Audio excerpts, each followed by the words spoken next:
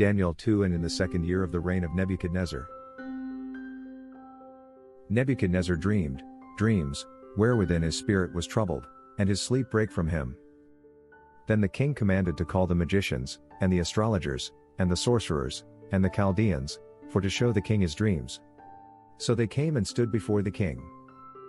And the king said unto them, I have dreamed a dream, and my spirit was troubled to know the dream. Then spake the Chaldeans to the king in Syriack, O king, live forever, tell thy servants the dream, and we will show the interpretation.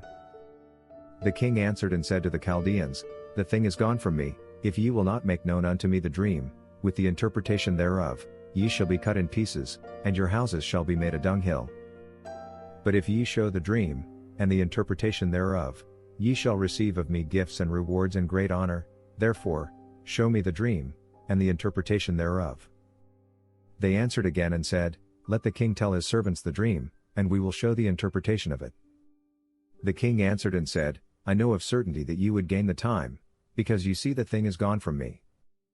But if ye will not make known unto me the dream, there is but one decree for you, for ye have prepared lying and corrupt words to speak before me, till the time be changed, therefore, tell me the dream, and I shall know that ye can show me the interpretation thereof.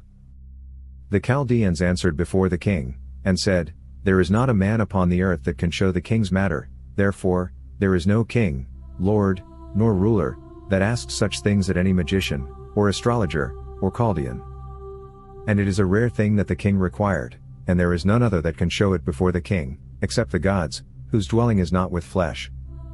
For this cause the king was angry and very furious, and commanded to destroy all the wise men of Babylon. And the decree went forth that the wise men should be slain, and they sought Daniel and his fellows to be slain.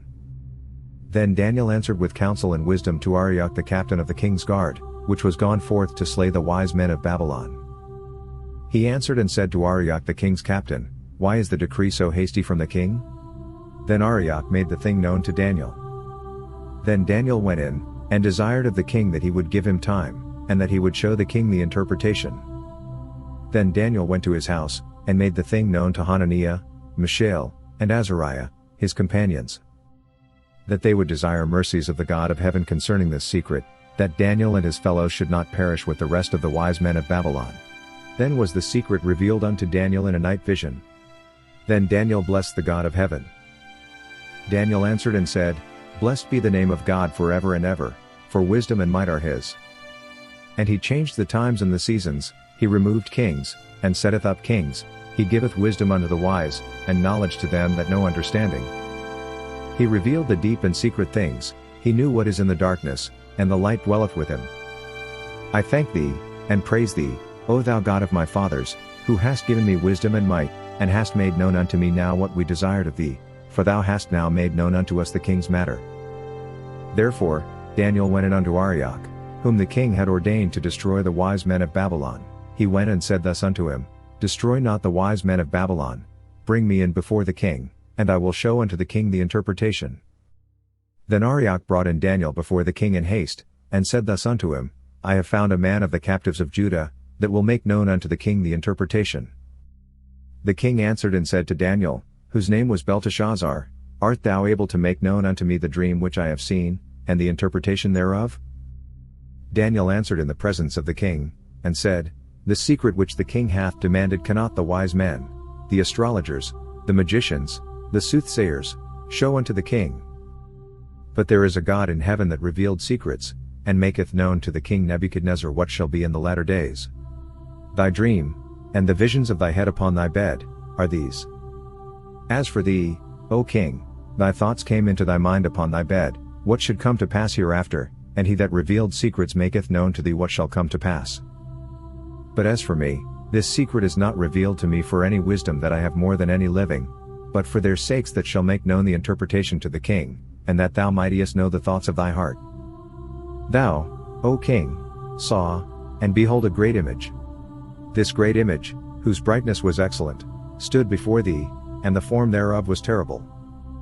This image's head was of fine gold, his breast and his arms of silver, his belly and his thighs of brass, his legs of iron, his feet part of iron and part of clay. Thou saw till that a stone was cut out without hands, which smote the image upon his feet that were of iron and clay, and brake them to pieces. Then was the iron, the clay, the brass, the silver, and the gold, broken to pieces together, and became like the chaff of the summer threshing floors, and the wind carried them away, that no place was found for them, and the stone that smote the image became a great mountain, and filled the whole earth. This is the dream, and we will tell the interpretation thereof before the king. Thou, O king, art a king of kings, for the God of heaven hath given thee a kingdom, power, and strength, and glory. And wheresoever the children of men dwell, the beasts of the field and the fowls of the heaven hath he given into thine hand, and hath made thee ruler over them all. Thou art this head of gold. And after thee shall arise another kingdom inferior to thee, and another third kingdom of brass, which shall bear rule over all the earth. And the fourth kingdom shall be strong as iron, for as much as iron breaketh in pieces and subdueth all things, and as iron that breaketh all these, shall it break in pieces and bruise. And whereas thou sawest the feet and toes, part of potter's clay, and part of iron, the kingdom shall be divided, but there shall be in it of the strength of the iron, for as much as thou sawest the iron mixed with miry clay. And as the toes of the feet were part of iron, and part of clay, so the kingdom shall be partly strong, and partly broken. And whereas thou sawest iron mixed with miry clay, they shall mingle themselves with the seed of men, but they shall not cleave one to another, even as iron is not mixed with clay. And in the days of these kings shall the God of heaven set up a kingdom, which shall never be destroyed, and the kingdom shall not be left to other people, but it shall break in pieces and consume all these kingdoms, and it shall stand forever. For as much as thou sawest that the stone was cut out of the mountain without hands, and that it breaks in pieces the iron, the brass, the clay, the silver, and the gold, the great God hath made known to the king what shall come to pass hereafter, and the dream is certain, and the interpretation thereof sure. Then the king Nebuchadnezzar fell upon his face, and worshipped Daniel, and commanded that they should offer an oblation and sweet odors unto him. The king answered unto Daniel, and said, Of a truth it is, that your God is a God of gods, and a Lord of kings, and a revealer of secrets, seeing thou could reveal this secret.